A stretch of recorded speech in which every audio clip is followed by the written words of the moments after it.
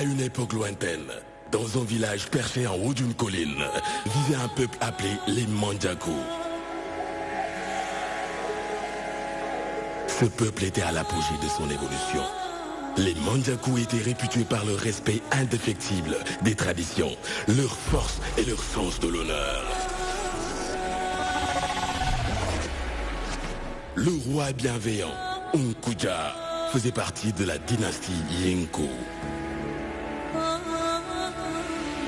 Il était d'une bienveillance réputée envers son peuple et surtout sa bien-aimée reine, enceinte.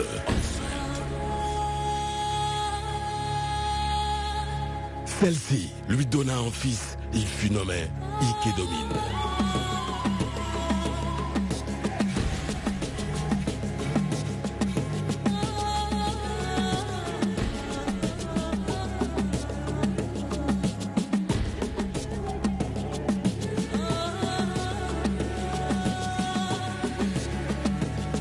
Mais hélas, pour son initiation, le prince héritier dut, à son 15e anniversaire, quitter le royaume et aller explorer le monde au-delà de la colline.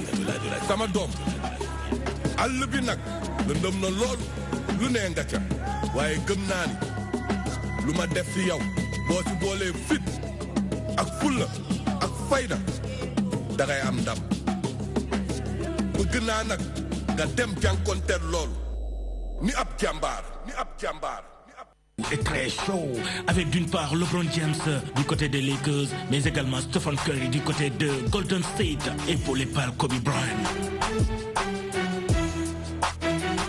La NBA, le meilleur du basket au monde, reprend sur la DTV.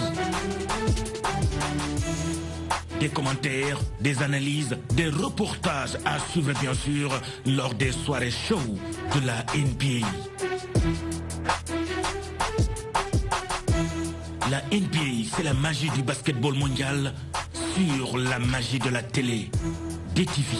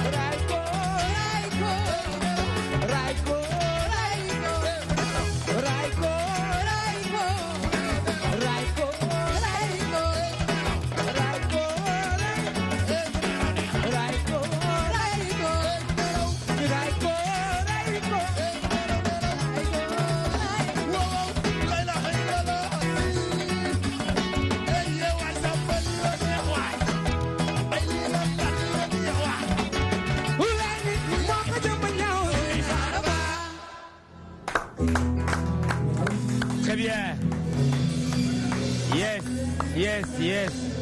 Et voilà, très bien, ce soir, nous sommes en compagnie, bien sûr, de Pama Dieng, le digne héritier, le petit-fils, bien sûr, de Ndeye Ngom Bambilor, nga xamantene ndaanaan ku li fadril la woon def jéego yu am solo ci lépp li nga xamantene moo jëm ci culture sénégalaise rawati ci dooli africaine. S'il vous plaît, déplacez-vous. Guitariste, vous vous déplacez très bien. Voilà, merci beaucoup. Donc Pama est en train, bien sûr, de faire son petit bonhomme de chemin à travers la musique, mais aussi à travers sa belle voix. Mais derrière, elle a sa sœur qui s'appelle tout simplement Sabel. L'orchestre nak ken d'autre ko présenté moy Pama C. Pama C nak di waajal lu ama am solo. Néna 48 heures waaye fan si nénañ 72 heures lañ ko bëgg def. Andi ci ak mom sargal encore une fois toute la nation sénégalaise. Ndax tay bëss la bo xamantene l'histoire retiendra ki nga xamantene né en 1948 mu jël fonction en 1978 et décédé en 2018 muy feu Bruno Diatta nga xamantene tay defal nañ ko hommage bu mag waaye lu mu mag rek du sut borom ndax borom nekkoon na ndaanaan boo xamantene avec une telle modestie def ay jéego yu am solo ci li nga xamantene moom mooy diplomatie sénégalaise mais aussi africaine parce que il a eu à sillonner le monde entier avec ñi nga xamantene mooy président réew mi tàmbale ko ak feu Léopold Sédar Senghor teg ci feu ki nga xamantene moom mooy l'ancien président Abdou Diouf ñu jàll ci ancien mu di Abdoulaye Wade ba yegg si ci l'actuel président du Sénégal, le premier Sénégalais, son excellence monsieur Macky Sall. Ñu ngi lay ñaan nga yegg si sur scène sur ce plateau bu ko defee ñu waxtaanee ko ndax xam nañ ne def nga ambiance ba pare ginnaaw loolu moom macha allah sa yëf la donc ñu dellu si tey di ko màggal muy bés boo xamante ne tey ci suba rek ñu ngi koy waxtaanee ak Modou Mbacké Niang ci li nga xamante ne mooy bon plan ci biir Dunia FM 88.9 et bien sûr c'est reparti comme vous le savez on est le jeudi 27 septembre 2018 sur les antennes de la DTV. Vivez toujours une partie de cette magie à travers le rendez-vous incontournable. Toi-même tu sais yaa ma gën a xam wala maa la gën a xam lu mu ci mun ci doon ñu waxtaanee ko sur ce plateau ànd ak Alaaji Sall Bigué Ndiaye l'ami du président de la République du Sénégal chéri neex borom ak Linguère nga xamante ne macha allah dégg na ñaari yoon alaaji waaye dinañ ci ànd ak tamit Modou Mbacké Niang moom mi nga xamante ne moom it la muy def saf na nit ñi saf na sénégalais waaye saf na tamit ñi nga xamante ne ñu ngi yëngu ci wàllum politique rawti ci doole ñu nekk ca diaspora ndax xam nañu ne liggéey boobu yëpp da ciy def yu am solo pour rek ñuy mën a di gindeeku tey nag Modou Mbacké Niang indil ñu monsieur Samba Thioub Samba Thioub nag muy ancien secrétaire permanent du parti Rewmi bu président Idrissa Seck tey nag mu ngi ci mouvement ànd ak Siré Dia falaat président Macky Sall ci li nga xamante ne mooy élection présidentielle 2019 dinañ ànd ak Adjara moom tamit Ndiaye Diatta ci chronique bu am solo bu ñu naan seen métier waaw mu def weeram ba mu baax waaw couleur l'islam dëgg la kañ seen métier nag tey war a waxtaanee li nga xamante ne moo jëm ci bijouterie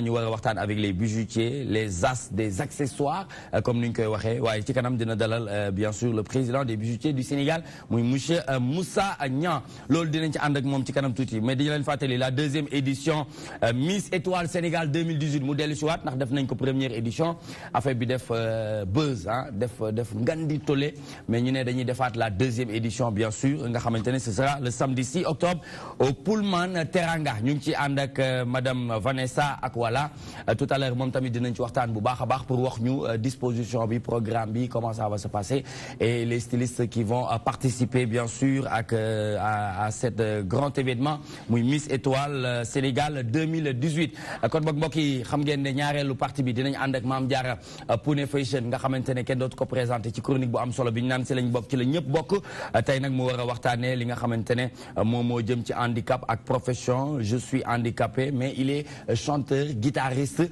mu tudd Ya Salam ci kanam tuuti incha allah dinañ ko dalal en deuxième partie li ñuy def rek mooy tàmbalee waxtaan bi ak Pama sa yaram tàng na de. waaw tàng na jër. bii moom mooy ban. waaw bii mooy bii mooy urul ay ni. bi mooy urul ay ni. ñoppatee mooy. waaw temps yi ñoppati moom dafa xew de gars yaa ngi koy waxtaanee muy def buzz ci rajo yi gars yi bëgg ko loolu ñoppati moom lu ko tax a jug. waaw ni ko tout d'abord dama naan asalaamaaleykum. damay nuyu Sénégal yëpp. di nuyu àdduna yëpp. di nuyu téléspectateur DTV yëpp ak toi-même tu sais. di comme ni nga ko waxee di jaale sunu papa Bruno Diatta. bi nga xam ni ku ne gis na liggéeyam Sénégal. maa ngi koy jaale Sénégal yëpp. di ko jaale àdduna yëpp. di jaale aussi waa Pamassé sunu frère bi génn àdduna muy frère Mortala. ma koy jaale Pamassé yëpp. ñoppati nag boo ko déggee arc réflexe dañ ko jàng 3e. jàng nga ko en SVT. bien sûr. donc ku la ñoppati nga yëg ko. maa ñoppati rek. yaa soof mooy ko. yaa soof. yaa dellu noonu ci école ba noonu dolli ci ban ya. waaw maa la ko wax. léeg-léeg da nga koy foowee. waaw. waaw ku la ñoppati yow. man ki ma ñoppati kay ba ma yëg ko. ba way ko. kooku du ma toog fii toi-même tu sais di ko wax. ah bon bu ma nee la Cheikh Ahmadou Kara Mbacké Noreyni looy wax. Serigne Ahmad Mbacké. kooku général la. ma koy nuyu bu baax a baax di ko nuyu moom sama papa sunu sëriñ. sëñ Modou Kara waaye di nuyu sëñ Ahmad. di nuyu Cheikh Abdourahmane Fall Tilala di nuyu sëriñ Djili Fall. di nuyu nag këru diine yëpp njabootu Cheikh Ibrahima Niass. maa ngi leen nuyu bu baax a baax Cheikh Madi Niass Cheikh Kabou bu Parcelles. maa ngi koy nuyu di nuyu Cheikh Mamour Insa Diop. di nuyu Cheikh Ababacar Diop. sama wasila. macha allah di nuyu sama papa Pape Malick Sy. maa ngi koy nuyu di nuyu njabootu Serigne Touba. Khadim Rasoul Khadim Rasoul. sëñ Cheikh Ndindi ñëpp. tout à fait nuyu njabootu maam Limaamu. Yoff bi may yeewoo. maa ngi leen di nuyu bu baax di nuyu njabootu Cheikh Omar Foutiyou Tall. waaye di nuyu njabootu El Hadj Omar Ndaw di nuyu Serigne Aliou Dem di nuyu njabootu Cheikh Abdou Khadir Djeylani. macha allah macha allah très bien dafa mel ni nuyu nga Sénégal ndax ñooñu ñoom ñooy support réew mi ndax réew mi tey bu moomee boppam ba toll fa mu toll macha allah kilifa diine yooyu dañ ci am rôle bu essentiel boo xamante ne moom la ñu joué mais aujourd'hui qu'est-ce qui se prépare ba ñu naan 48 heures ñu ne 72 heures ñu ne Pama daal moo war a ànd ak waa Pamassé defati mëninam. waaw ni ko nag Pama Dieng moo xewle Sénégal xewle Pama dafay def anniversaire am donc ren dañ ko génne. dañ ko doon def ci boîte yi. puisque dañ tolloon suñuy début ba léegi ci lañ ne ren nag ñu xaw ko décentraliser tout. ñu ngi dem Yoff le 29 ci place Mamadou Diop bi rond-point Yoff bi digg tali bi. waaw fa la ñuy daaj concert. kon embouteillage bu ngand nga mais du doon musique kese. d'accord spectacle lay doon. son et lumière. son et lumière et vidéo. et vidéo en même temps. en même temps. d'accord. donc ma ci invité ñëpp di leen wax ne lu bees la tax Sénégal. très bien léegi xam nga man dafa am loo xamante ne man daf may yëngal dëgg. xam nga loolu la yàlla dogal yàlla dafay dogal day gis day boole ay nit même dañuy sori sax léeg-léeg Alaaji Saala mais da leen di day def ñuy jege lool te ki may boo waaj a wax ni noonu la ma jegee kooku mooy Sabel mii damaa bëgg mu jug daagu ndànk ñëw taxaw ci catu micro bi waa def lu la neex nga may ma 1 minute rek nga def lu la neex waa Sénégal gën a xam ne yaa ngi fii ndax jéego yi ngay def macha allah ñëpp rafetlu nañ ko macha allah na ma rafetee noonu la mu nee wooye macha allah muy doomu Alaaji Njuga Jeng moom tamit ma bëgg ñu tàcc ko bu baax a baax muy sama sœur di sama rakk di sama xarit dama koy yëg ayca fay nañ la gode taamu naa ci yërmande rek gode taamu naa ci yërmande rek gode taamu naa ci yërmande rek gode taamu naa ci yërmande rek wax leen ma yéen ku ngeen jox bopp wax leen ma yéen ku ngeen jox bopp ndax gode taamu naa ci yërmande rek gode taamu naa ci yërmande rek gode taamu naa ci yërmande rek gode taamu naa ci yërmande rek yow Nicolas ku la jox bopp laaj naa la ko ku la jox bopp yow Nicolas ku la jox bopp laaj naa la ko ku la jox bopp gode taamu naa ci yërmande rek gode taamu naa ci yërmande rek gode taamu naa ci yërmande rek gode taamu naa ci yërmande tonton Sala Bigué ku la jox bopp wax ma ko ku la jox bopp tonton Sala Bigué ku la jox bopp wax ma ko ku la jox bopp ci Sabel yow de Nicolas ku la jox bopp wax ma ko ku la jox bopp mel ni Sala Bigué gode taamu naa ci yërmande yeah merci beaucoup machallah waaw loolu ngi waaj a ñëw ci yoon bi yaa ko moom maa ngi koy may si gars yi léegi yaa ko moom jërëjëf Sabel ñu ngi lay jaajëfal bu baax a baax ñu delluwaat ci li nga doon wax muy anniversaire nga ne da ngay def anniversaire boo xamante ne du nekk rek concert day nekk son et lumière parce que spectacle bu mag la war a doon waaye dina am ay séquences de vidéo yu ñu war a seetaan donc lan mooy but bi exactement ci biir anniversaire bi lan nga ci fas yéene def. waaw parce que namu spectacle dama namu spectacle Sénégal donc moo tax ma jëlee étranger seen dëkk indi leen fii ñu boole di ñu am ñun ak ñoom li ñu am def spectacle bu mag a mag donc ma ci invité Sénégal yëpp di leen wax ni seen bés la et que nañ ñëw ça sera du nouveau. d'accord maa ko wax. loolu 29 la. le 29 30 luy xew. am na lu ko jiitu le 28. le 28. damaa tëb le 28 pour dem le 29. d'accord. damay reculer waat. suba la. waaw suba. le 28 suba ñu ngi Saraba. mooy Bulo yi. bien mooy sûr ex Kilimanjaro. mi ngi nekk Soumbédioune. ci wetu Lëg Daawur. Sala Bigué. d'accord. xam nga. ma ci woo ñëpp di ci woo waa Medina. waaw xam nga di ci woo waa benn tali ñaari tali. waagu ñaay Gueule Tapée. waa HLM. waa Yoff. waa Bargny. Tëngéej Colobane Gibraltar. Bambey Bambilor. maa ngi woo ñëpp. Medina Gueule Tapée. Medina lan la ñu mën a xaar suba ci spectacle bi nar a am foofu ca Saraba. lu rëy soit dina may featuring bien sûr mais artistes yëpp a ngi fa. Sénégal artistes yëpp a ngi fa ndax ku ne xam na ni Sénégal ñun ñëpp ñun musiciens yi benn bopp lañ. et que lu ci waay xewle rek nee na ni dañuy teew sama gars yi. d'accord ñu ngi may dégg mais ma ci woo Adi Sall frère Macky ak Alioune Sall Adi maa ngi koy woo. di ci woo Ablaye Meng bu King Size. résidence King Size. très bien di ci woo ñëpp. kon daal 28 29 30 la. 28 29 30. loolu lay demee non non 28 29 30 bi 28 29 30 bi gars yi neen dañuy raxas de. dañuy raxas attention de. raxas bi la 5 lay doon 5. ah 5 lay doon boobu dama ko naroon écho sax. da nga ko naroon écho comme que da nga may kii dama lay man damay génne secret yi de. très bien ci noonu nañu ànd ak yéen ñu xool actualité de l'internet appelé Actubuzz lan moo ci gën a fës ñu xool ko te dellu si waat.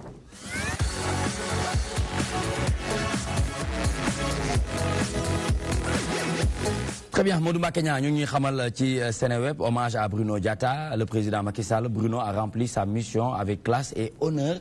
Nous avons dit Seneweb, nous avons vu Sénégalais ñëw de partout, les autorités, même les chefs coutumiers, nous avons fofu raté un rendez-vous parce que dafa nek lo xamantene dafa symbolique ku melni Bruno Diatta nga xamantene man koy wax 1948 boko juddo 1978 nga tambalé liggéey ci nek chef protocole présidence de la République 2018 mu décédé.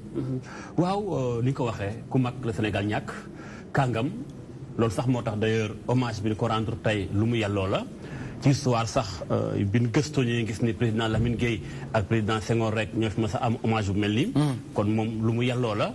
et puis du Sénégal rek ñoo ñëw même sous région bi ñëw nañu dégg naa délégation bi représentant wu président Barrow représentant wu Congo. représentant wu Alassane Ouattara. absolument kon fu bari la ay kilifa jógee ñëw fekk si ko lépp ngi delloo njukkal. absolument di ko ñaanal rek suñu borom bi daal di koy àtt ci yërmandeem. amiin ca itam may njabootam xolub muñ. li mu fi bàyyi ci njaboot suñu borom sàmm ko te ci. amiin yaa rabbal alamin très bien ñu ànd ceeg monsieur Samba Thioub moom tamit mu jox ñu appréciation lecture bi nga def parce que beaucoup de Sénégalais attendaient à ce que mu am daje mu am benn daje bu mag lu ci mel ni président Wade président Diouf président Sall bokkandoo même toogaay ci bés bi nga xamante ne lañ doon rendre hommage bi mujj wala bokk gunge ko à sa dernière demeure muy Bruno Diatta en tant que politique ban appréciation nga am ci loolu. merci beaucoup Nicolas maa ngi lay nuyu d'abord. maa ngi lay téléspectateurs yi ñu seetaan yëpp di leen gërëm ci invitation bi donc di am mbégte trop bokk ak plateau bi. Alaaji Sall bi Guédiaye comme ni nga ko waxee rek donc ñu ngi incliné wu d'abord devant la mémoire du ministre Bruno Diatta nga xam ne Sénégal yëpp ñoo ñàkk donc c'est la République qui est en deuil. donc xaaroon nañ tey nag vraiment mu nekk des moments yoo xam ne c'est des moments de retrouvailles. entre hommes politiques entre vraiment dirigeants ak futurs dirigeants aussi parce que toute la classe politique devait être là-bas. absolument vraiment parce que Bruno dina ko Sénégal. ndax bu ñu xoolee depuis 78 la dugg palais présidence.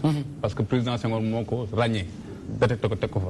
mu def liggéeyam nu mu waree ba Senghor dem Diouf ñëw confirmé waat président Senghor lu mu def. président Abdoulaye Wade ñëw def la même chose président Macky Sall ñëw def la même chose en plus mu yëkkati ko si rang ministre. donc à part un décret présidentiel en 2012. donc loolu xaaroon nañ tey vraiment mu nekk mbooloo mu nekk. dajaloo ndax Sénégal yëpp ñoo ñàkk du parti politique moo ñàkk du benn pàcc moo ñàkk ñoom ñëpp ñoo ko ñàkkandoo. tout à fait donc vraiment loolu laa doon am comme appréciation. donc di ñaax aussi les hommes politiques. tey ku xool tey li nga xam ne moo xew fële si. xanaa ñaaxaat. boulevard la waaw ñu ñaaxaat rek duñ si jóg. parce que tey ku xool li xew foofu noonu moo lay wan ne liggéey rek moo am solo et puis aussi def ko ni nga ko war a defee. donc boo wàccee rek.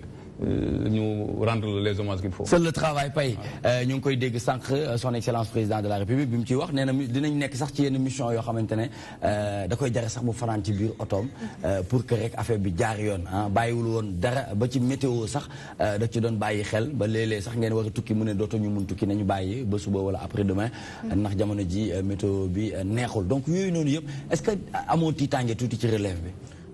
tuuti dinañ ci am tiitaange parce que liggéey bi mu doon def moo tax président bu fi ñëw bàyyiwaat ko ci postam te loolu tamit honneur la ci sénégalais yépp parce que dafa def liggéey boo xamante liggéey bu am solo. ci palais bi ba tax kenn koo xamante ne ku ñëw na rek muy président da koy bàyyiwaat ci liggéeyam dinañ ci am tiitaange tuuti mais dinañ espérer tamit koo xamante ne kuy ñëwaat mu mën a jaar ci ay tànkam. mën nañ ni sax du mën a def li mu def ndax ku mel ni moom gëw ma ni Sénégal dina ko amaat. mais au moins mu xaw a jaar ci ay tànkam. doxalin li nga xam ni voilà ak ci aussi ci noppi. parce que tamit lu mel ni li nga xam ne moo di protocole de la République. du n'importe qui moo koy yor. absolument kon ni mu mel ak jikkoom ci liggéeyam. moo taxoon ñu jox ko boobu ba léegi. kon dañuy espérer rek ñi nga xam ne ñooy ñëw. ñu doxale noonu ci tànkam. ba liggéey bi mën na jaar. Vanessa, bonsoir, vous allez bien? Ça va. Vous connaissez Bruno Diatta, le chef protocole de présidence. De la présidence, oui, j'ai entendu parler. Vous avez entendu? J'ai vu un peu, enfin, j'ai suivi un peu ce qu'il a fait depuis un moment. D'accord. Et c'est vraiment, en fait, à applaudir parce que il est là quand même depuis le président Léopold Sédar Senghor. Donc depuis tout ce temps, ça montre en fait qu'il est vraiment un homme, un bon homme de main. Donc franchement, je pense qu'on devrait lui faire les plus grands hommages. Donc continuer quand même à parler de lui. Tout à fait. Et voilà. Bien sûr. mu nekk nag loo xamante ne tey déglu nañu déclaration bi parce que ci biir wax bi dégg nañu bi président de la République def discours mu ngi wax ne sax salle boobu nga xamante ne ci la ñuy defee conseil des ministres moom lañ koy tuddee mais aussi am na waxtaan boo xamante ne yàgg nañ ko di waxtaan muy académie bi nga xamante ne war nañ ko def pour ñu mën a tàggat ay ndaw ñu jëm ci wàllum li nga xamante ne saala bii moo jëm ci wàllum protocole mais man laaj naa ko politique bi mais daf ko xaw a moytu tey ñu bëri dañ doon séntu xaar Wade Diouf président Macky Sall toog bokkandoo même toogaay ci hommage bi nga xamante ne ñoo ngi ko doon delloo njukkal ki nga xamante ne mooy Bruno Diatta gisuñu loolu mais aussi mu ngi wax ne Bruno nekkoon na nit boo xamante ne un homme du woon un homme de verbe mais il était un homme d'action.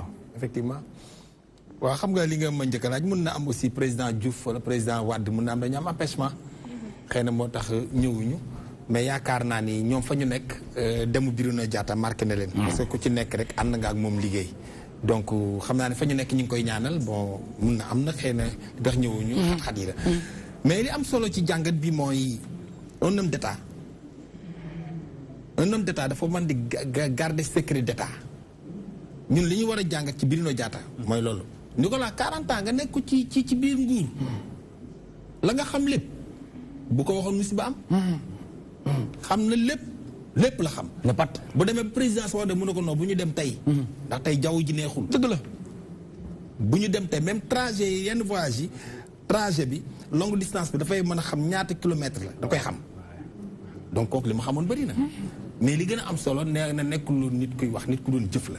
Nicolas kenn du fay wax bàyyi jëf. dëgg la jëf moo am solo ku jëf rek jël.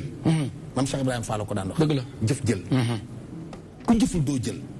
moo tax réew mi dafa toll foo xam ne nanu bàyyi wax ji tey jëf réew mi nag na ma yàlla baal li ma lay wax rek ñu waroon di déglu ñooy wax moo tax pucc xoo bi bari mais ñu waroon a déglu bu ñu doon déglu. ñu war a wax di wax rek réeroo du am. dëgg la tey ku mel ni Bruno li ñuy jàng ci moom nañu jàng ci moom bàmmeelu biir sa papa way na ko am bàmmeelu biir sa papa Ndiouga Dieng wala bàmmeelu biir nit wax la dara Modou Mbacké tey ñëw wax ma boppam wax ma loo xam ni man ak moom ak yàlla moo war a gas sama biir ba mu xóot ma dugal ko ci def ko bàmmeel ñu dem quelque temps man ak Modou Mbacké ñuy xëccoo réew mi wala mu am lu ñu bëgg rek jaaroo taal man nettali lan ma nettali ba day nekk université nit ku mel noonu est-ce que ëllëg boo ko joxee état fi may waxee dafa xóot de est-ce qu'il sera digne d'être à la hauteur parce que kii yéen boo ko nekk université bu dee yéen defandoo primaire bien sûr nga xamal ko mu xamal la benn moment moom mu am la ko yàlla jox yow joxula ko yow peut-être am na looy xëccoog moom da nga génne secret ba nga xam ni moom ngeen defoon ba ngeen nekk primaire wala université genre homme yooyu la ñu am léegi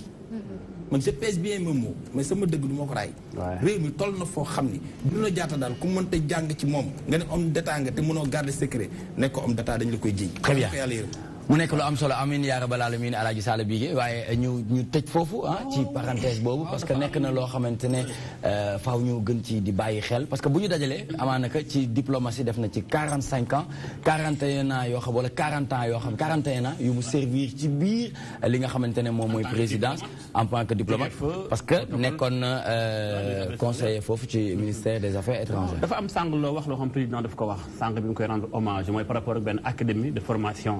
protocole loolu c'est important. bi ngay wax noonu maa lay apprécier que ni merci bi nga ko fàttalee askan wi. parce que c'est important lim fi def lim fi jàngale wala lim fi wone nekkul lu ñuy jàng rek ENAM mais dafa am beneen façon doxalin ba Bruno daf ko wone kon nañu war a fexee jàngal loolu ndaw ñi président mi ngi koy wax que ni ndaw yi tey ak ndaw yi ëllëg il faut ñu taxawal benn institut boo xam te ne bi former leen moo koy tax a jóg te loolu yaakaar naa c'est important te loolu defe naa ne moom ak Babacar Touré ñoo waroon seq liggéey bu toll noonu aussi da koo tuddee ay centre ndax bu ko tuddee salle bi nga xam te ne bi bu mag la foofu la ñuy décider ay décision état dañ koy jëlee foofu la ñuy topp foofu aussi ENAM mu tuddee ko mais aussi c'est important macha allah waaw parce que nañ promotion bi di génn nii yaakaar naa bu jubóo nee na février 2019 inchallah am promo bu génn foofu dañu koy parrainé nga xam si mooy ndemu si yàlla si loolu day tax turam bu fay Sénégal dafa mel président Sall daal bàyyi na xel bu baax a baax ndax mooy Bruno très bien mais ci biir loolu sax mu ngi doon dolli ne Bruno nekkoon nit boo xamante ne toujours disponible c'est-à-dire toujours disponible waxam nànk bu lay déglu day sëgg dem na ba même ak ministre yi sax bu doon wax ak ñoom da ngay jàpp ne président la mais dafa am message bu am solo boo xamante ne suñu papa suñu maam Alaaji Mansour Mbaye moo ko wax mu ngi ko wax parce que président Abdou Diouf moo ko woo téléphone ne ko man ba may dem di bàyyi Abdoulaye Wade leeg bi dama ne ko benn recommandation laa lay ñaan te benn boobu mooy kan mooy Bruno Diatta mii nga conservé ko Abdoulaye Wade tamit ci boppam nee na moom ba muy def passation de service tamit benn ñaan la ñaan président Macky Sall mooy lii nga xamante ne maanaam message bi ñu ko joxoon moom la jàllale rek président Macky Sall nag di ko sàmm ba yokk ci ay yëf naam jàngam may na ko de mais jikko am na loo xam ni du judd du alal du diplôme jikko la Nicolas tey bu ñu nee Nicolas mii ëllëg tey sa doom Serigne Fallou bu màggee bu génne ñu ne kii di doomu Nicolas la dañ koy jox cër ndax doomu Nicolas la mais lay tax mu yàgg ca 16 bañ koo teg jikkoom moo ko fa yàgg diplôme yooyu mu amoon dem na ba jël diplôme yi teg ko fële léegi dafay dugg diggante nit ak nit Nicolas tant que xamoo nooy aborder doomu aadama rek xamoo dara nit da ngay mën a xam kii xanaa xam leen di nga xëy sa xool sa papa xam ndax paa bi su ma toogee bu nuyoo moom damaa war a toog wala warumaa toog dëgg la nit tant que xamul loolu xam nga la moo gën a bon mooy lecture nit ki yor jikkoy ndënd xam nga ndënd nii mu nekkee nii lay nekk waaw mais fi ne tant que kooraa tugg ko du jib dëgg la jikkoy ndënd nit ko yor jikkoy ndënd baaxul nit da ngaa war a xam les waxul dëgg la boo ne jàkk nit xam ndax kii tey nga war a jëli war a warumaa wax ak moom tout à fait dirino genre nit ñooñu très bien ci loolu sax ci kàddu yooyu kàddu bu mu mujj wax sax président Macky Sall wala bokk na ci kàddu yu mujj yu mu wax mooy du diplôme rek moo ko may loolu parce que nit mën na am diplôme yu toll noonu ni moom te doo am taxawaay boobu nga xamante ne am na ko waaw ba gisee war a taxawal ab institut buy tàggat ay nit ci wàllum protocole au-delà que jàng bi ENAM génn administration nangam sangam mais jikko bi nga xam Bruno doon na ko doxee ñu war a ko mën a def ci ndaw ñi ñi fekke dundam liggéey ak moom ñooñu daañu mën a taxaw doon ay professeurs yu mag yu mën a jàngale jikko ak doxalin bi nga xam doon na ko doxal am na solo Modou Mbacké Niang ñu jàll ci leneen mu jëm ci actualité politique et sociale ñu ànd ceeg monsieur Issamba Thioub muy ancien secrétaire permanent du parti Rewmi bokk ci mouvement ànd ak Siré Dia falaat président Macky Sall balaa ñuy dem ci loolu dama bëggoon boo ma ko permettre mu wax li ko jëlee ci ancien secrétaire permanent du parti Rewmi parce que tamit dañ nekk ci monde boo xamante ne gars yëpp a ngi transhumé di tëb léegi ñu bëggoon nga raconté ñu tuuti yow sa histoire ñu xam. oh merci Nicolas maa ngi lay gërëm si question yu waxoon naa sax du ma si dellu si waat parce que xam nga fii toi-même tu sais la. xam nga xuloo moom boo koy nettali rek day indaal xuloo ñu xamul woon dañuy naan non ndeke nii la et puis c'est tout à fait normal là nit boo changé de camp politique. que vraiment nga leeral nit ñi. lan moo tax nga changé ko les gens parlent de transhumance. mais je pense que nit partout même en dehors de la politique ku si nekk fa nga nekk boo demee ba gisatoo sa bopp. boo demee ba la nga taxoon li nga xam ne moo taxoon nga jóg ngemb nga dañ ne lii la ñuy def nekkatu fa am nga droit nga changer nga dem xool leneen. c'est ce que j'ai fait donc après avoir assisté à la création du parti Rewmi parce que j'étais étudiant à l'époque man maa ngi bokkoon parti Yankhoba Diattara Fidèle bokkoon si bureau des étudiants MEF mouvement des étudiants Fidèle. donc Rewmi sama bu kanam la juddoo ma xam si lu bëri. te li taxoon ñu dugg si politique mosuñu jaar benn parti politique li tax ñu dugg si politique mooy gis injustice boo xam ne jàpp nañu ñu ngi koy teg benn nit moo tax ñu ngemb en tant que étudiant ne dañuy jokkat ànd ak kii. donc ànd ak moom ñu créé parti bi liggéey si dem élection de 2007 dem élection locale 2009 dem élection présidentielle 2012 dem locale 2014 dem législative 2017. donc dem nag ba jàpp ne yoon bi nga xam ne moom la ñu jëloon ne ñun lii la ñuy def gisatuma ne man loolu ma jël sama responsabilité. gisatoo yoon wi nga jàpp ni yoon yi kon ma nga affaire. non gisatuma yoon mais moo ngi ndel bi ba léegi de. ndelu mag président Idrissa Seck moom ba léegi de. te moo bàyyi karaw bi sax comme ça ñu xam. 2012 on a été dans la coalition présidentielle. président Macky Sall suñu leader dafa ne woon candidat de l'opposition bu gën a placé pour dem deuxième tour yow lay jàppale. parce que moom à l'époque na fi Abdoulaye jóge la woon. yàlla def muy président Macky Sall parti bi manko ñu bëri d'accord yu si woon et tout ça xam nga ñun on avait des positions parce que à l'époque dañoo bëggoon que président Idrissa Seck nekk président ñun loolu la gisoon donc xooluñu woon ay affaire respecté parole non ouais donc à l'époque il y avait beaucoup de problèmes au sein du parti et finalement tout le monde s'est plié dans la décision du parti ñun Idrissa Seck nee na diw lay àndal donc nañ ànd ak moom ñu ànd président Macky Sall ñu def 1 an de pouvoir avec lui mu boole ñu si lépp mu ñu doxut on a 2 ministres à l'époque alors que le pourcentage qu'on avait en 2012 c'était moins de 8%. mu jox ñu ñaari ministres portefeuille ministériel jox ñu 10 parlementaires députés on a participé à la gestion du du pouvoir. donc tey bu ñu demee tey ba génn boobu noonu sax wàññi doole parti bi parce que génn boo xam ne la c'était une décision unilatérale loolu la ñu bëri jàppoon ba ñooñ tànn na ñoom président Macky Sall yoon bi mu jaar bu baax na dañuy des ñun ñu ànd ak Idrissa Seck génn dem est-ce que waaye jàpp na yoon bi mu ñu jaarale moo baax ñu dama na xuus dem ba si biir ba gis ne kat vraiment président Macky Sall mu ngi teg ay jéego yoo xam ne ñun mooy bëgg-bëgg yi ñu amoon si réew mi mooy fexe ba nga xam ne sénégalais yi nous sommes un pays pauvre en voie de développement ñu teg ko si raay de l'émergence waaye teg ay jéego sur le volet social on a vu vraiment que plus de 5 millions de sénégalais tey bénéficient d'une protection sociale avec la CMU loolu moo tax nga jóg ni kon da ngay ànd ak Siré Dia sans compter falaat président Macky Sall sans compter les réalisations waaw c'est bon loolu daañu ñëw ci réalisation loolu tax na ñun ñu amoon yéene ne Sénégal dañoo bëgg mu changer moo tax ñu dugg si politique ñu gis ne le visage du Sénégal est en train de changer kat ñu jàpp na ñun kat vraiment war nañu gunge président Macky Sall mu am deuxième mandat puisqu'il a droit à 2 mandats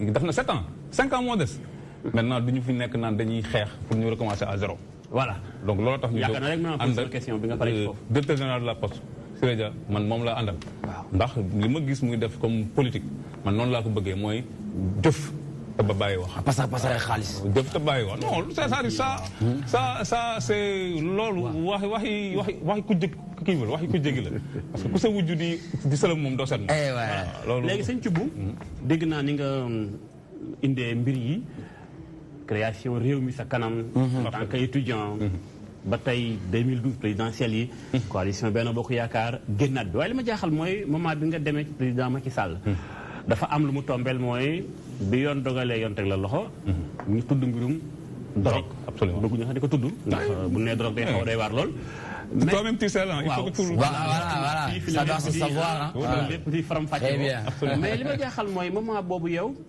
yaa ngi woon ci réew mi absolument ñu jox la poste boo xam te ni bi bu stratégique la nga nekk secrétaire permanent du parti yore seen permanence nekk fay doxal ban la takkal ndomu tànk bi sax am na say moroom yoo bokkal parti dañoo contesté woon que ni matewuloo ko teewul ñu gëm jox la ko ndax jox la cër ci parti réew mi li xew-xew ñu jàpp la nga dem prison génn dem ànd ak Thierno Bocoum ba yàgg rek nga génn dem ci APR diggante bi lan moo fi changé wu ki doon xeex président Macky Sall ñëw nga fii nga xam mooy DTV ba tey ci ay débat attaqué bu baax régime bi lan moo fi soppeeku ba bi nga wiiri dem tàbbi président Macky Sall li soppeeku lenn la rek d'abord mbir boobu ñuy wax naan mbiru drogue loolu je pense que yoon xam nga Sénégal dafa am justice man j'ai été inculpé et placé sous mandat de dépôt et la justice maa nga am liberté provisoire parce que yoon dañoo xam ne y a pas d'infraction moo tax donc y a pas lieu de le maintenir en prison donc nañ ko libéré loolu moo fi am bi ñu ma libéré ma continuer samay activité politique au sein de réew mi yàggul nag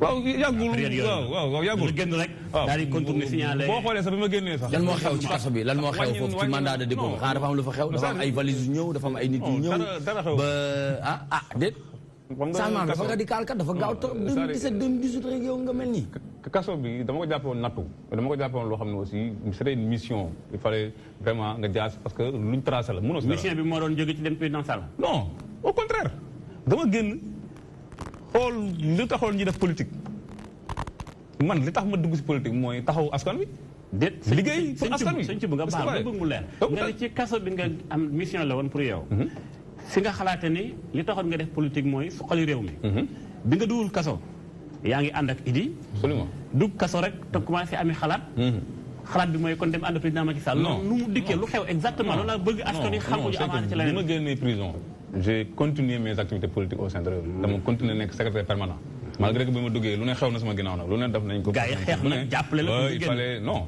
au contraire. c'est-à-dire bi ma nekkee prison. est-ce que gars yi seeti nañ ko est-ce que seeti nañ ko c'est-à-dire xam nga ku nekk yaa moom sa bopp ba la neex nga dem seeti nit loolu man merew ma si kenn. mais li ma si nga xam ne c'est une frustration personnelle. mooy man ma nekk ndaw. mu ràññee ma si sama liggéey si réew mi. ba dénk ma responsabilité ma doxal ko nag ni mu ko war a doxalee. je prends à témoin tous les membres de réew mi dans partout au sein de à l'intérieur du pays comme au niveau de la diaspora. J'ai été un secrétaire permanent boo xam ne j'ai exercé la plénitude de ma fonction. ba dogal fekk ma si ma doon xaar kat ñi nga xam ne ñoom laa nekkal ñu njëkk ma taxaw. taxaw nan la non man ki doon ñëw di bokk ak man naqar bi Thierno Bocoum la te ay relation politique boole wuñu Thierno c'est un frère. moo ko mandaté bi ñëw ci yow. non parti bee ko mandaté. man daal Thierno Bocoum laa doon gis. boobu li ma doon xaar mooy en tant que ki yore communication. li ma doon xaar mooy la personne morale du parti. taxaw wax si taxaw def si. wax na si aussi. la première personne bi nga xam ne moom laa gis du début à la fin c'est Thierno Bocoum et des amis dans le réew et jeunes mais gisuma benn yoon parti bi taxaw ma j'ai des parents j'ai une famille.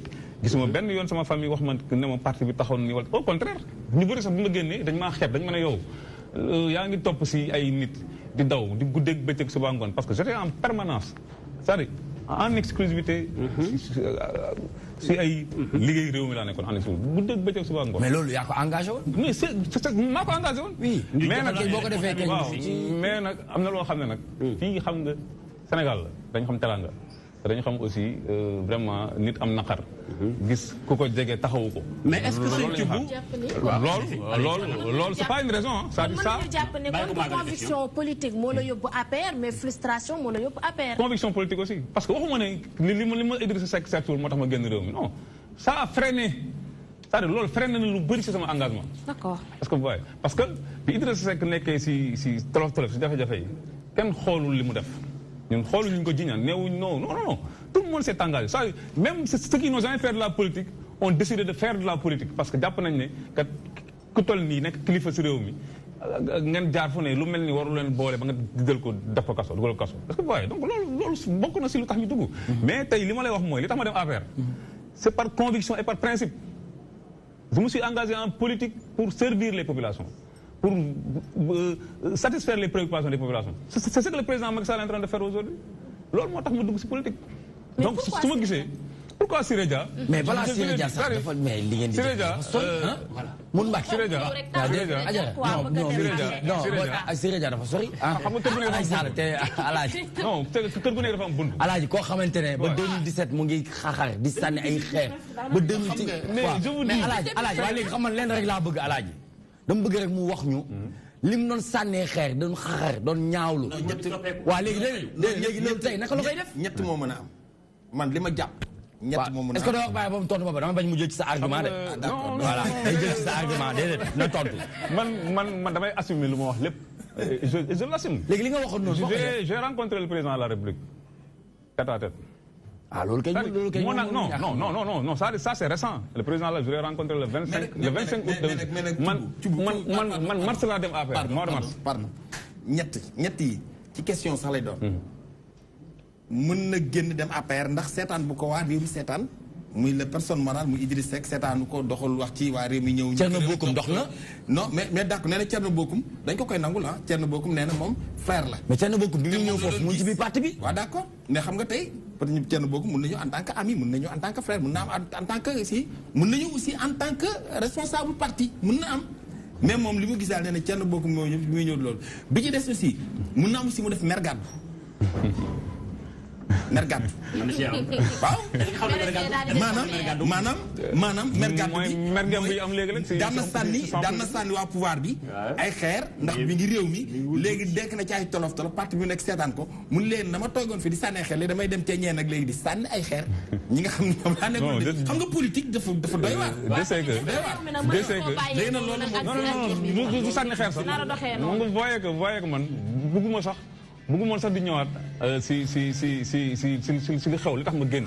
parce que loolu laa wax léegi c'est-à-dire boo nettalee rek boo waxee les faits nit ñi dañuy jàpp ne da ngay ñëw pour dénigrer au contraire c'est-à-dire réew mi ay xarit laa fa am.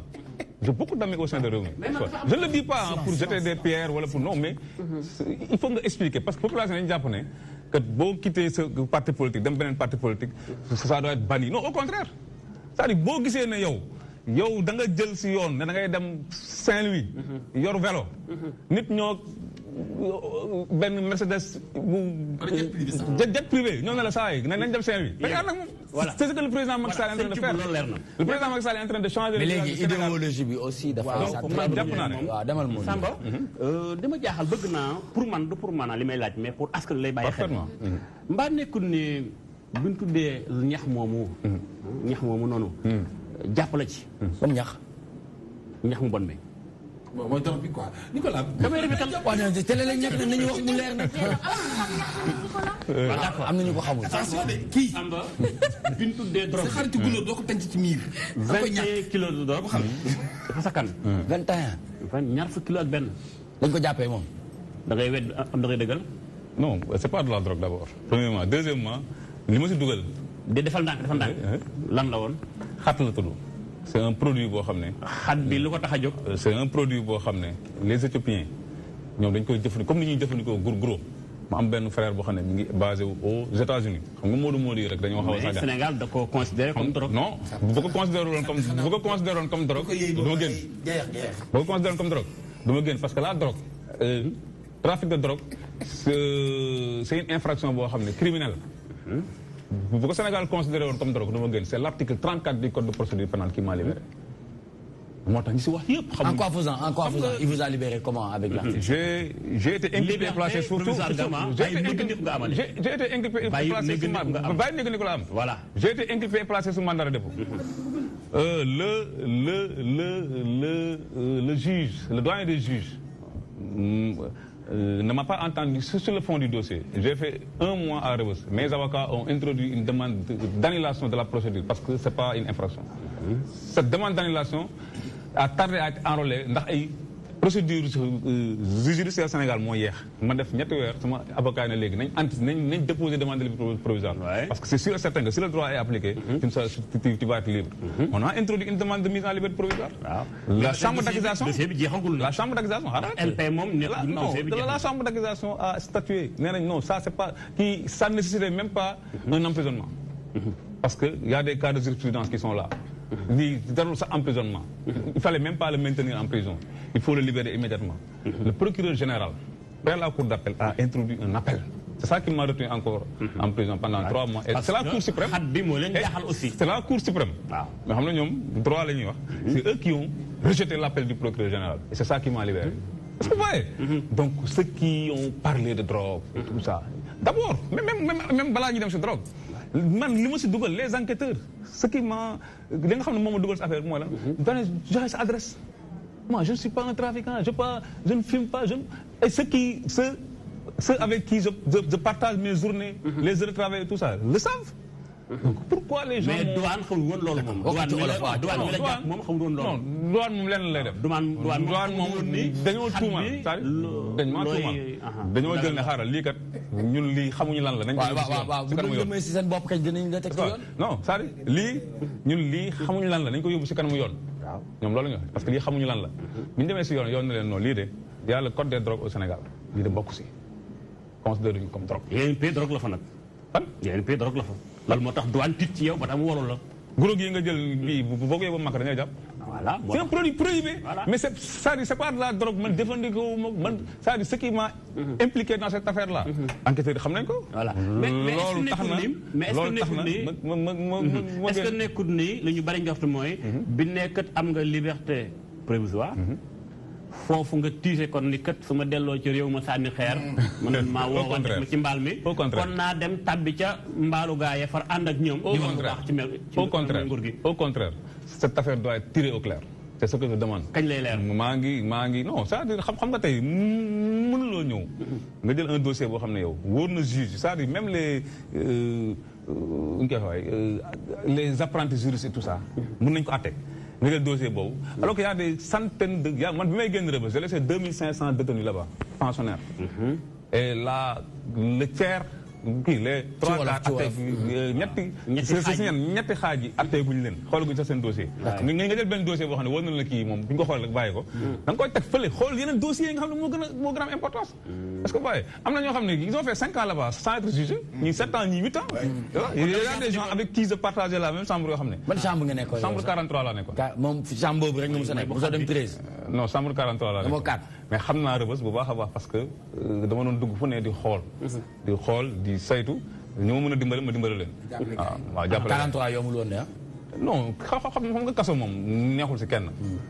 nga tàmm dox say activité tàmm tukki tàmm dem fu ne nga jékki dañu ne toogal si benn carré pendant toute la journée. 6 heures du matin ñu appelé pendant 1 mois pendant 3 mois pendant 7 mois.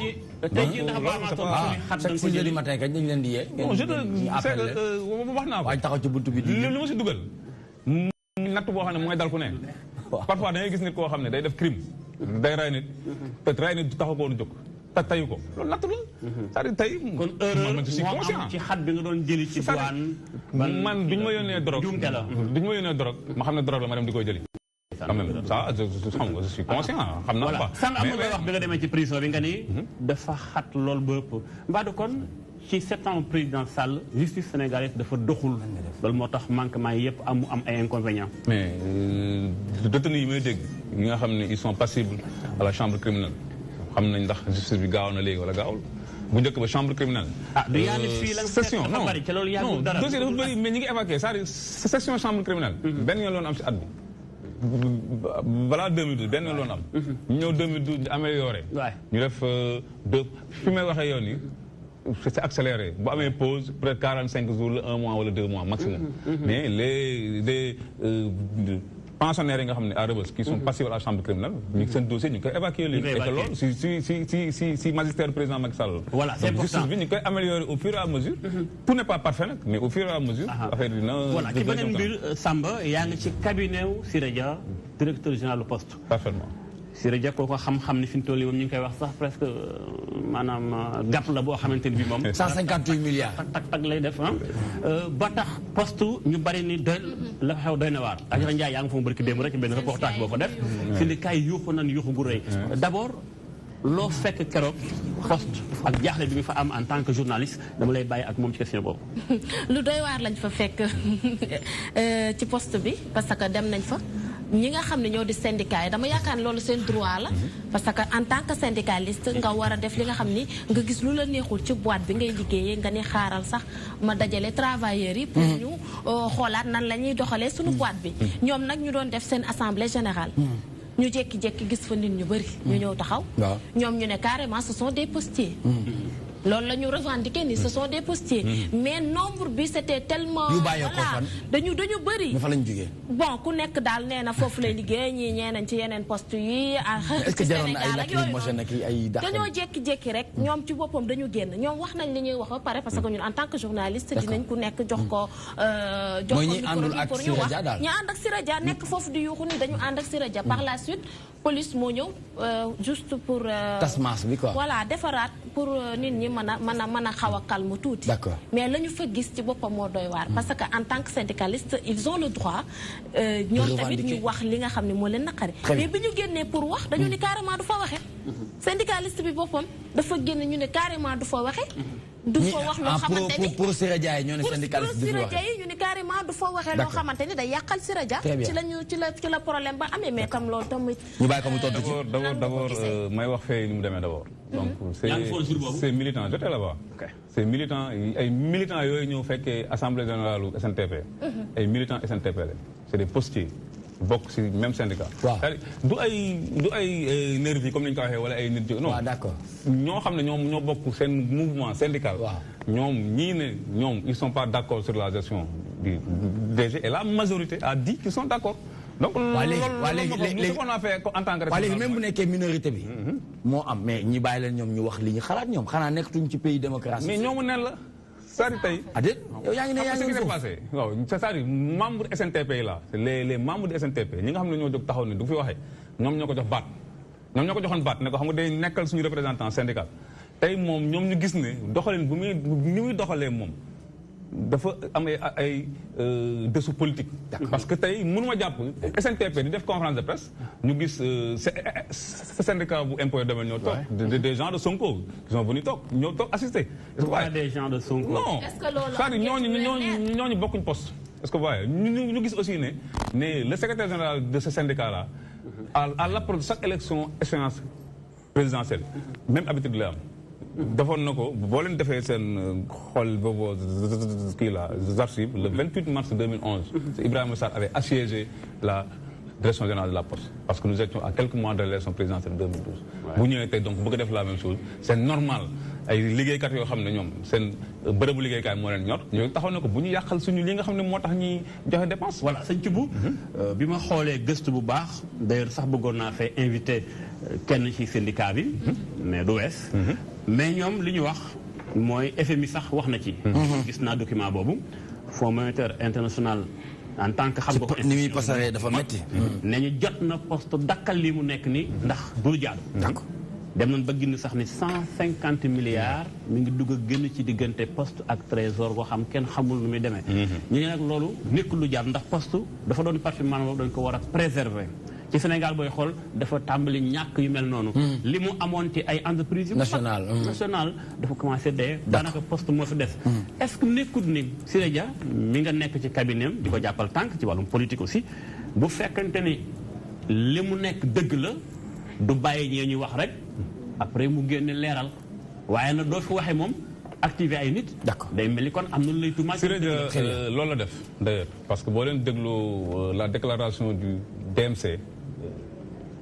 Béa Fall directeur du marketing et de la communication loolu la wax nee na yaa war a wax yaa ñu saf ba ma tax a wax loo xamul gis nga ce qui est déplorable mooy liggéeykat yi nekk si barabu liggéeykaay ñu xam problème yi fi xam yi am ñu xam ni ñuy liggéeyee waruñu jóg rek bëgg a satisfaire des partis de l'opposition wala bëgg a satisfaire seen leader tax ñu jóg bëgg a semer le désordre 150 milliards yoo ñuy wax loolu la ñu waxoon mais waxuñ ko bii passé lan lañu indi comme prétexte dañu bëgg syndicat boobu noonu ñu bokk si restructuration bi nga xam ne moom la état war a def poste ñoom ñu bokk toog ñoom ñu toog fa ñuy loolu nag dafa am nu ñu koy defee Modou Mbacké bàyyi ko mu daaneel directeur général de la poste liggéeykat yi poste yi xam nañ ne bi mu fi nekkee ba léegi seen nekkin ak seen dëkkin ak tout ça dafa amélioré bu baax ñoom bu ñu ñëwoon ne ko kat dañoo bëgg fa ñuy nas di noccee ëllëgu poste dañu faa bëgg a toog ñun ñu fekkee bu boobaa directeur général le connaissant dina jël ce combat là porter au niveau du président de la République ba bañ def ko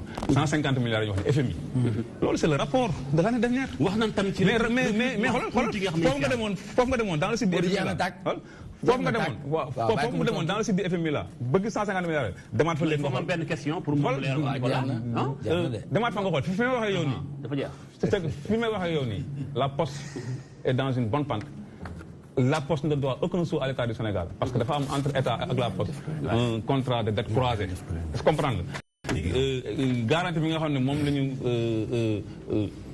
trésor public garantie au niveau de la BCEAO moo indi loolu te loolu réglé nañ ko régularisé nañ ko bu yàgg donc et que 150 milliards yi ñuy wax c'est le cumul d'une décennie de gestion ça dépasse Siré Dia donc ñooñu di wax noonu nañ dem gëstu ji li ñuy wax ñu très bien merci beaucoup monsieur Thioub Modou dama am problème mu temps Modou Mbacké dama am problème mu temps Modou dama am problème mu temps s'il te plaît à 6 mois de l'élection présidentielle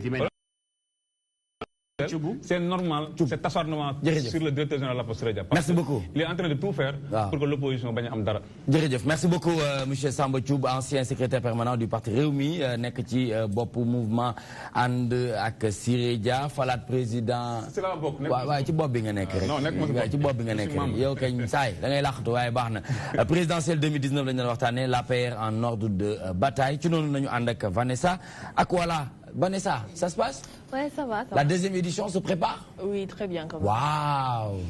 Combien de participants? Bon, on a 8 finalistes. 8 finalistes? 8 finalistes pour la... Quels ont été les critères pour participer à ce grand concours Miss Étoile Sénégal 2018? Bon, déjà, on a fait un casting, un grand casting, et à partir de ce casting-là, on a eu 8 finalistes. Et les critères qu'on a mis en avant, c'était plutôt le critère déjà, il fallait être sénégalaise. Il fallait être de nationalité sénégalaise déjà. D'accord, ah ouais, bien sûr. Et quand on dit Miss Étoile Sénégal. Effectivement. Et après, le deuxième critère, c'était beaucoup plus tout ce qui va au niveau du physique. Donc les critères normaux, les critères généraux qui sont 1m70, la beauté physique aussi, donc c'est ça. Et le troisième critère, au moins, il fallait avoir au minimum le baccalauréat. Ah. Comme niveau d'études. D'accord. Et après, bon, on a pris d'autres critères en ce qui concerne... Il n'y a pas de favoritisme, il n'y a rien, tout le monde au même pied d'égalité, c'est sûr ça? Tout le monde au même pied d'égalité. Et pour la participation, elle cotise combien ou il n'y a pas de cotisation? Non, il n'y a pas de cotisation en fait, c'est juste par casting. Très bien, ça va se passer au Pullman Teranga ce samedi 6 octobre 2018. À partir de quelle heure? Et dites-nous comment ça va se passer pour Miss, première dauphine, deuxième dauphine, voilà, vis-à-vis des décorations. Voilà, déjà l'objectif du concours, c'est d'avoir des Sénégalaises, de belles Sénégalaises qui vont représenter le pays à des concours de beauté internationaux. Donc on a comme principal concours le concours Miss Monde, qui est le plus grand concours au monde. Donc déjà l'année dernière, on avait envoyé Narko Diouf, qui était la première représentante du Sénégal depuis que le concours existe. Ben, le concours existe depuis 60 ans. Et là, on est en train de préparer le deuxième envoi. C'est-à-dire que la gagnante de cette année, Inch'Allah, elle ira représenter le Sénégal en Chine. En Chine? À Sanya, au concours Miss Monde. Pour combien de temps? Elle ira 1 mois. D'accord. Donc 1 mois, elle est logée, blanchie, tout ce que vous voulez, tout bien, ça. Voilà. Avec du yobel, quoi. Avec du yobel. Ça veut dire de argent de poche. Ouais, bien sûr, bien sûr. Avec du yobel et tout. Donc elle y va pour 1 mois. Et après, il y a la première et la deuxième dauphine. On a d'autres partenariats, comme avec le concours Miss District International, le concours Miss Héritage, qui est par exemple en Afrique du Sud. Donc en fait, l'objectif global, c'est d'avoir ces trois profils-là qui iront représenter le Sénégal. Très bien, c'est important. En tout cas, c'est la deuxième édition. Et pour participer à ce jour, c'est quoi? Il y a des tickets, il y a oui, quoi? Les entrées sont à 10 000 pour le spectacle. D'accord. Ben, je rappelle encore, le 6 octobre au Pullman Dakar Teranga. Et après, ben, pour le spectacle, il y aura forcément le défilé des candidates. Après, il y a entre autres des prestations d'artistes et autres. Comme qui, par exemple? Bon, pour le moment, on n'a pas finalisé. Je préfère ne rien dire. Et pour les stylistes, il y en aura? Pour les stylistes, bien sûr, que les stylistes sénégalais. On aura par exemple Joël Shop et la marque Sofato aussi qui s'associe à l'événement. Très bien, très bien. Donc rendez-vous est pris ce samedi 6 octobre à l'hôtel Pullman Teranga à partir de 20h, 19h? Non, 20h. 20h, c'est bon?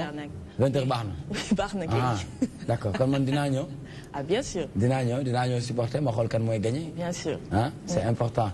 Merci beaucoup en tout cas pour la deuxième édition Miss Étoile Sénégal 2018, samedi 6 octobre Pullman Teranga. Ñu àndoon ci ak Vanessa ak wala li ñuy def nag mooy dañuy ànd ak ndaanaan bi mu delluwaat sur scène def deuxième morceau en attendant ñu defaraat waxtaan bi dem ci page pub, n'est-ce pas? noo ko gisee noo koy dundee yaa ngi koy enjoy? yaa ngi koy yëg dëggantaan?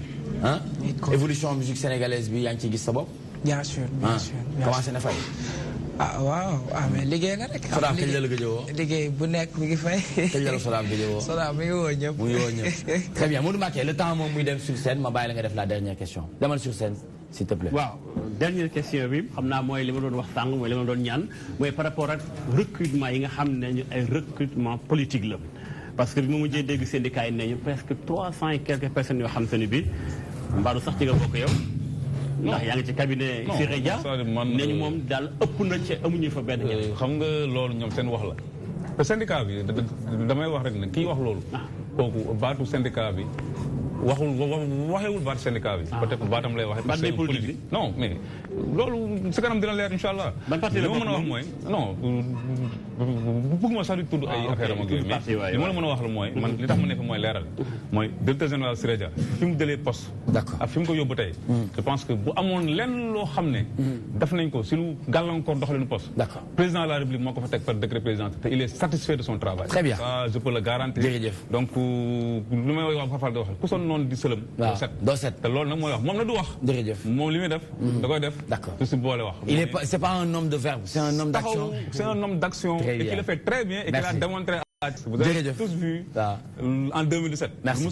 Il a fait une razzia dans le département de Thiès. Très bien jërëjëf monsieur Samba Thioub waaw ñu gën ko yaatal inch'Allah bu neexee yàlla voilà Samba Thioub moom mi nga xamante ne bokk na ci mouvement ànd ak Siré Dia muy directeur général bu poste ngir ñu falaat ki nga xamante ne mooy président Macky Sall ci élection présidentielle 2019. On se retrouve tout de suite après cette page de pub. On a toujours Pama et le Pama c'est Kora ngi nii ànd ak ñun nga xamante ne dafa lol waaw waaye sabel na kenn demul mu des. On se retrouve tout de suite après cette page de pub.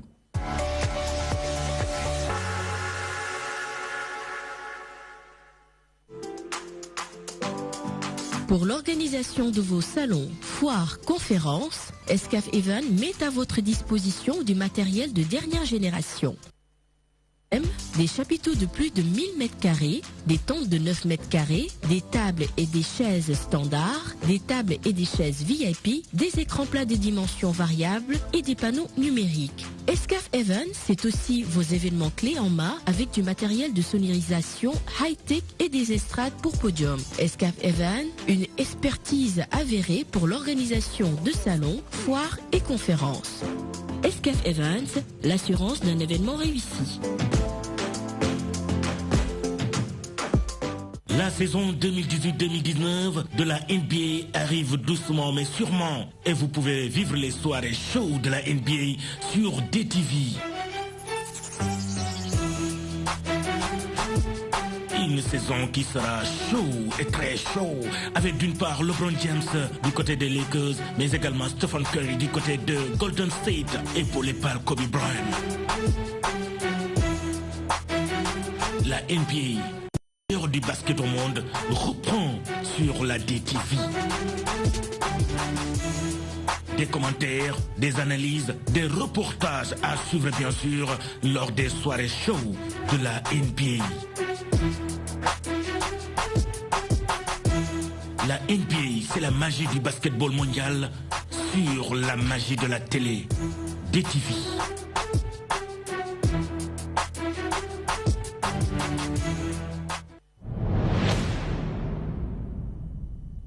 Pikini Production DTV ñoo lëkkaloo ngir andil leen film bu bees bu tudd Bés.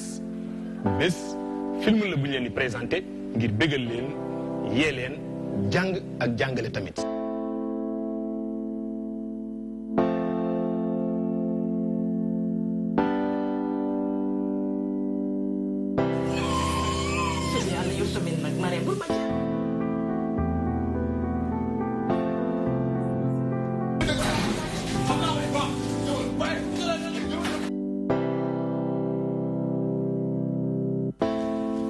du yow lañ tuddee doom ji.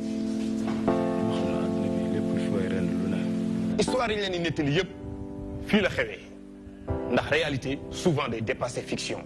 alxamis bu ne maanaam jeudi di ngeen am ñaari épisode à partir de 21h na ngeen ko xaar di ngeen gis li ma leen wax.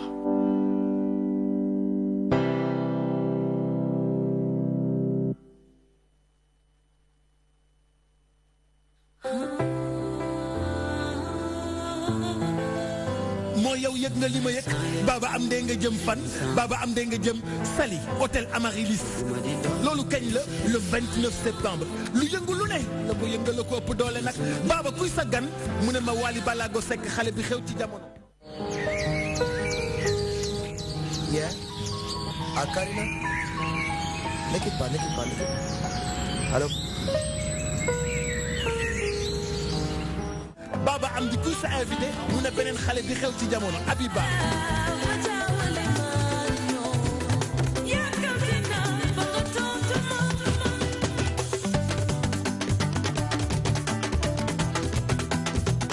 gaay di reer fële ñii nag man ak gaay nag ñu toj ko buñ ko tojee ba noppi ku mu neex nga fanaan loolu yëpp ci 50 000 francs sa chambre ci 50 000 francs dîner bi ci 50 000 francs yi la bokk spectacle bi ci 50 000 francs yi la bokk nga fanaan ba noppi yeewu dugg si piscine bi def sa ndekki bu baax folaale hôtel Amaryllis lañu wax de hôtel Amaryllis Saly kookan la Baba Amdi le 29 septembre Wally ne dinaa ñëw kan ne dina ñëw Abiba 50 000 francs donc sa chambre sa dîner sa spectacle sa fanaan yaay bomb woo ñu ci 77 810 83 98 810 83 98 déggal Baba yow mii yaa xam yu baax yi.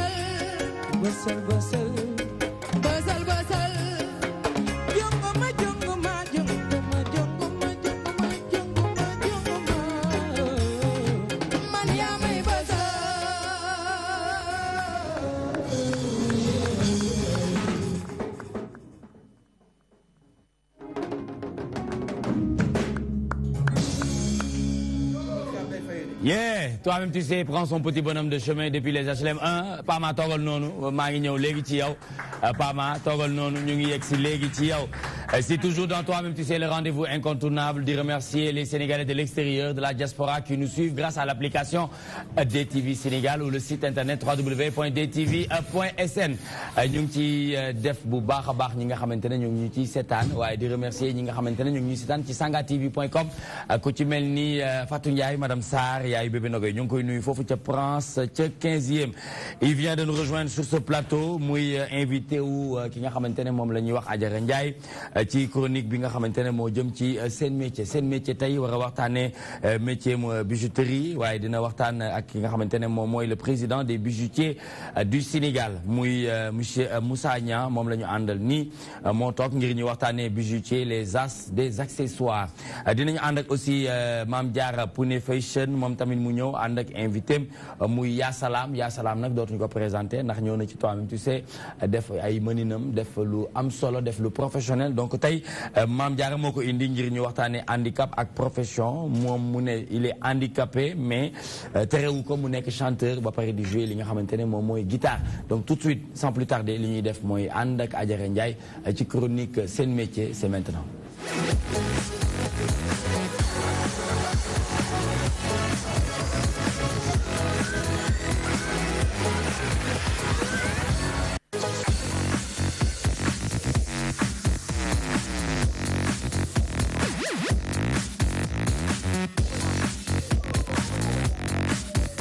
Adjara ñu dem ci bijoutier les as des accessoires nga ànd ceeg sa invité monsieur Moussa Niang bonsoir Moussa na nga def. bonsoir. ba yaa ngi ci jàmm. ça se passe bien. jaajëf ça c'est le président des bijoutiers du Sénégal.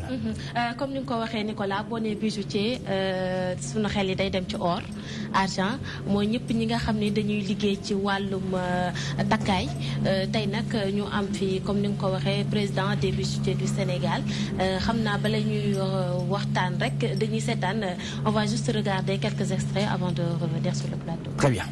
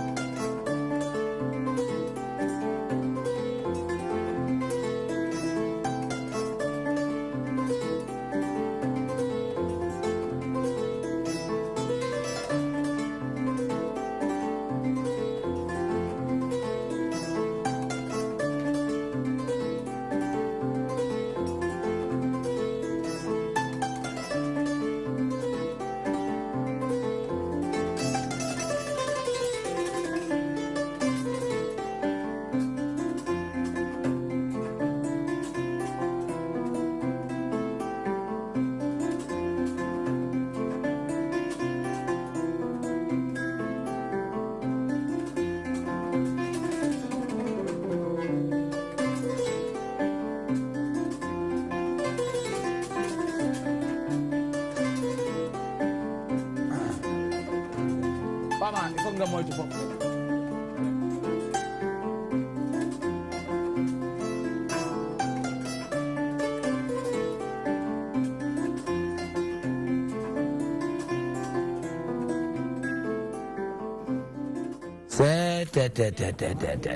lii la or di daj. balaa muy nekk la mu doon. dëgg la. sànq maa ngi la koy wax fondeur soudeur polisseur lapidaire loolu yëpp la bijoutier bi di def pour li nga xam ne moom la ñuy takk.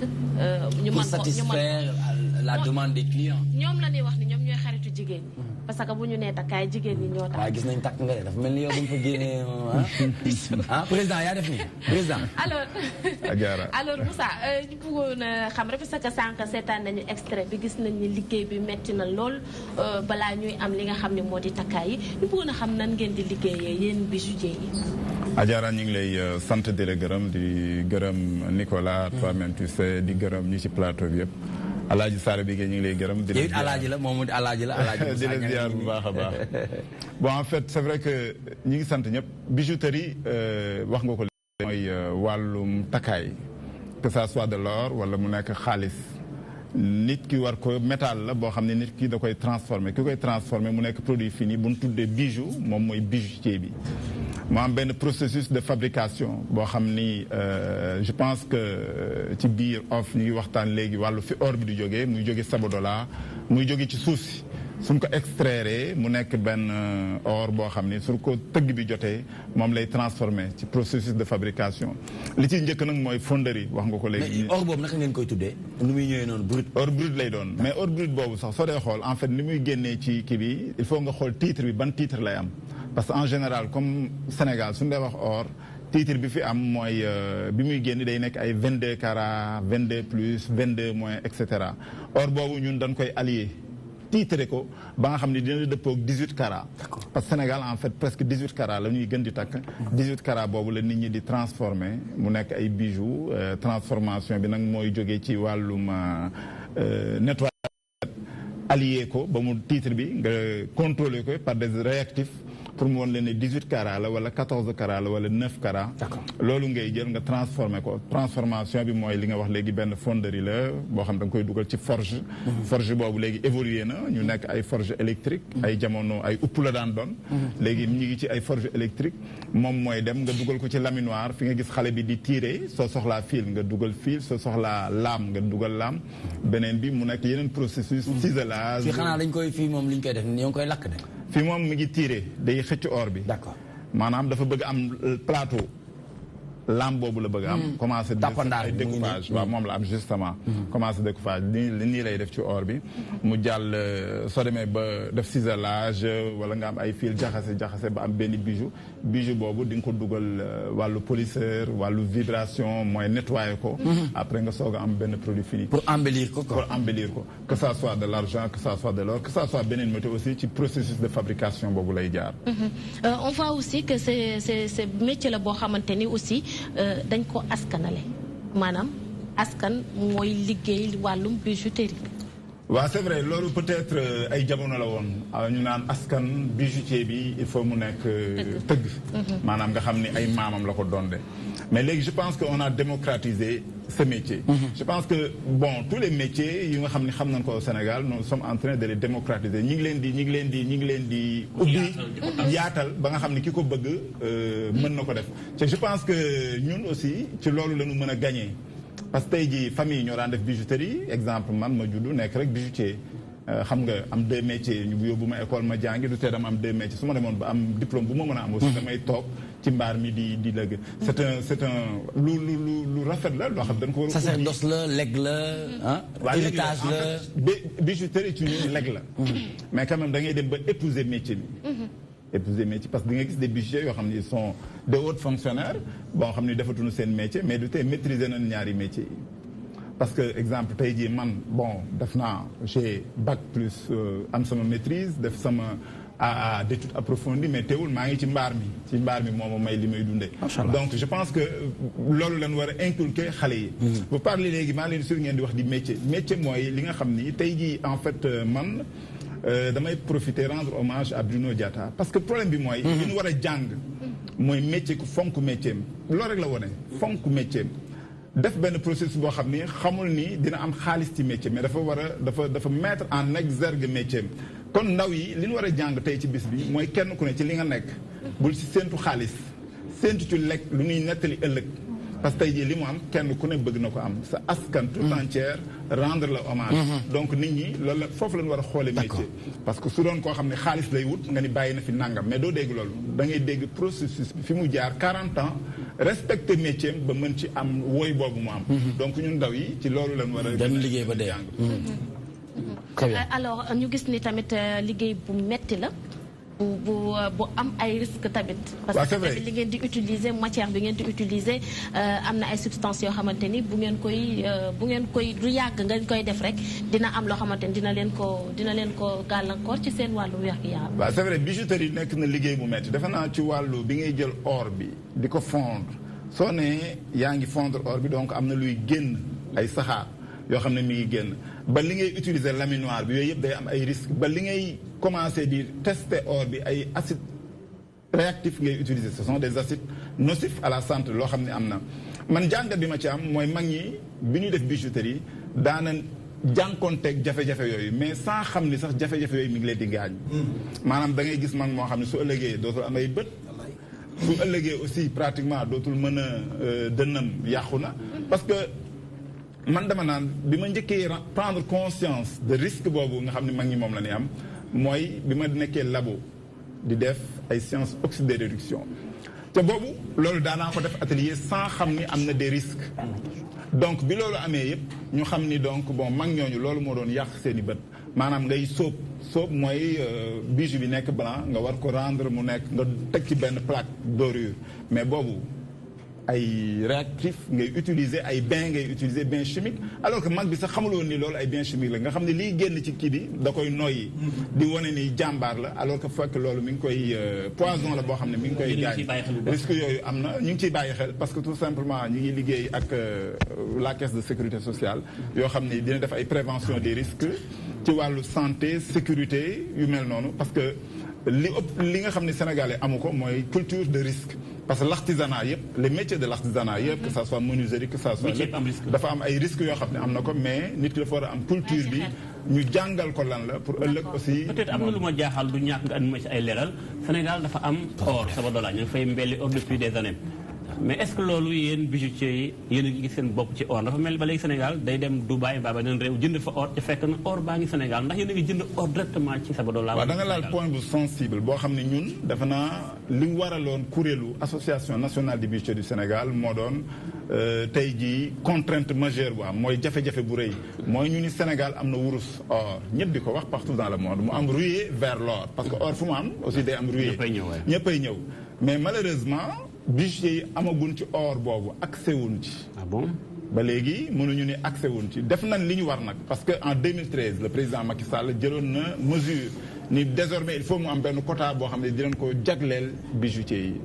mu amoon lu ñu war ñu si doon liggéey ba tey jii mettre nañ en place une société parce que association du liggéey une société boo xam ne mi ngi Soumbédioune siège bi lépp defar nañ ko ba defar ko ba nga xam ne li ñuy xaar mooy or boobu ñëw ñu mën ko approvisionner bijoutiers yi ko soxla mais malheureusement dafa am beneen contrainte bi ju dugg mooy dañ ni dafay am benn taxe buñ ci teg te ñun li ñu dox partout dans le monde li ñu gis mooy gisuñu or brut fu muy amee taxe xam na nag nit ki su liggéeyee ba pare plus-value boobu mu ciy def mu am benn taxe bu ñu ciy génne parce que xam na ni taxe mooy dundal suñu réew kenn ku ne war na participer mais daal contrainte majeure boobu la ñu am boo xam ni dina am yeneen effet induit mooy li ngay dégg recel dañ naan bijoutier bi soo ko gisee police wala nga gis ko tribunal lenn rek la mooy pratiquement dam ko ni da nga jënd alal boobu moom alors que or dafa am ñaari valeur yu mu am mooy valeur esthétique nga takk mu rafet comme soxna Adjara soxna Maam Jaara beneen bi mooy valeur refuge mooy dencukaayu xaalis la parce que bari na ñoo xam ne ci ñun suñuy étude suñuy leneen ak leneen li ko fal mooy or bi nga xam ne maam jëndoon na ko wala yaay jëndoon na ko fayal la ci say étude wala mu paasal la ci nga tukk contrainte majeure boobu daal lan am boo xam ne ñu ngi ciy xeex. Merci beaucoup monsieur Moussa Niang muy président des bijoutiers du Sénégal ñu nekk di waxtaanee lu jëm ci bijoutier les as des accessoires ci noonu nañu ànd ak Maam Diarra ci lañ bokk ci lañ ñëpp bokk.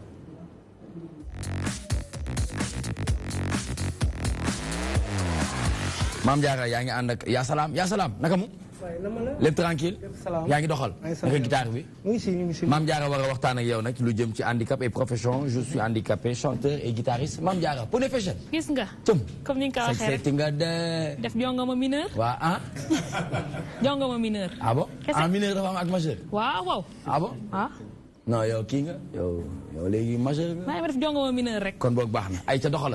waaw comme ni nga ko waxee tey dañuy waxtaanee handicap et profession ñu dalal Yaa Salaam nag ku ko xam-xam ne moom chanteur handicapé la nekk Thiaroye handicap bi mu ngi ko dabee par piqûre la amee li nga xam ne mooy handicap bi muy handicap moteur di yëngu ci musique ñu bëgg a xam yow ni ngay dundalee musique ndax ku la fekk Thiaroye mbaa Saly xam ne yaa ngi dundal musique fi nga yóbbu musique yow fan la musique yóbbu. waaw salaamaaleykum ma nuyu ñi ma fekk ci plateau bi suma doomi ndey Sall Bigué suma frère bi di béggee waa kër gi yëpp di nuyu waa Sénégal yëpp musique alhamdulilahi rabil alamina yóbbu nañu fu sori parce que lu ñu am lépp tey jii si musique lañ ko amee comme li nga wax nag handicap bi piqûre moo ma ko def ma nangul ko yàlla aussi mais damay wax ni rek suma mbokk yi aussi ñu xam ni àddina handicap du dara si esprit lay nekk boo ko defee si sa bopp rek mu nekk ak yow nga jëlee ko si sa bopp loo bëgg a def mën nga koo def si àddina waaw foofu daal lay wax musique nag moom mooy suma profession moom. amoo beneen métier bu dul. xanaa jaay fëgg a jaay. macha allah. waaw jaay fëgg a jaay. waaw am ci fierté nag. macha allah waaw bu ma si amee 100 francs yóbbu ko suma gàlle su jox suma njaboot dama ciy kontaan trop. ban relation nga am ak jeune artistes yi comme ay ñoom Pama yan relation nga am ak ñoom. waaw ñoom ñëpp ñi sumay rakk lañu ñenn ñi sumay mag lañu.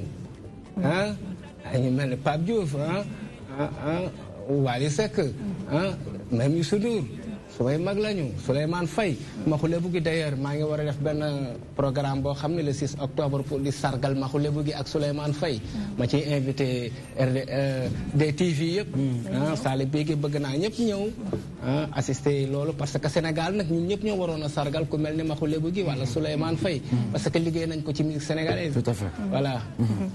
bëgg nañ xam lu làqatu ci ginnaaw guitare bi. waaw guitare bi de li si làqatu si ginnaaw moom mooy lii rek.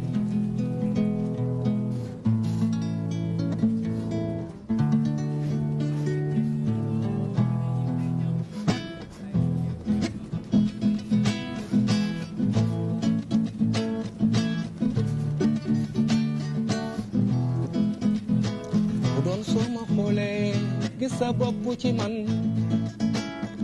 su ma la xoolee gis sama bopp ci yow bu doon saa yoo ma xoolee rek saa la biige gis sa bopp ci man su ma la xoolee gis sama bopp ci yow bañante du am déedéet non non du am xanaa nit du bañ boppam xanaa nit du bañ boppam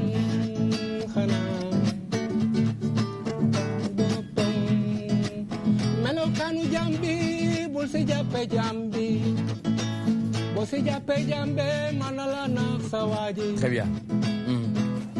Yeah, yaa salaam nice na trop mais dañu am contrainte temps jaajëf yow moom miin nga kër gi bu baax macha allah yàgg nañ la dalal fii ci toi-même tu sais ñuy waxtaanee sa carrière waxtaanee perspective waxtaanee yi nga xamante ne rek yow bëgg nga yóbbu ko foofu parce que en même temps c'est un visionnaire Mame Diarra jeexal nañu nag xam naa ne jeudi prochain rek incha allah ñu defaat beneen ci Pune Fashion ak si lañ bokk ci lañ ñëpp bokk waaye sañse bi moom macha allah waaw kii moom monsieur Ba moom ne ko kontaan naa ci lool ni mu la def moom rafet na waaye sa mag bi nu mu tuddati. Aïssatou madame Badiaga. madame. Badiaga. madame Badiaga Aïssatou waaw ñu ngi koy bëggee bu baax a baax moom tamit ñu ngi koy jaajëfal bu baax ñu bàyyi ki nga xamante ne moom mooy suñu président des bijoutiers du Sénégal mu def le mot de la fin à l'endroit des téléspectateurs qui nous regardent très rapidement s'il vous plaît. waaw mais sant yàlla bu baax sant leen DTV toi-même tu sais di rafetlu émission bi. di ko suivre nag fréquemment di leen féliciter parce que yéen a ngi ci beneen level boo xam ne am na solo macha allah yal na yàlla teg fa loxo. di remercier aussi bijoutiers yi yëpp di leen nuyu di remercier artisans du Sénégal yëpp di remercier waa Sénégal ñu ngi leen di sant di leen gërëm. Très bien. di ñaan aussi rek loolu ñu sumb. waaw tous les bijoutiers teg ci loxo pousse ko. mais bëgg nañu amaat benn jotaay ak yow de. incha allah bëgg nañ ko de heure bu la neexee la. bu nekkee mën nga ñu ko may. heure bu la neexee bëgg nañ ko amaat ñu ànd ceeg Ajara ba tey. amul problème Ajara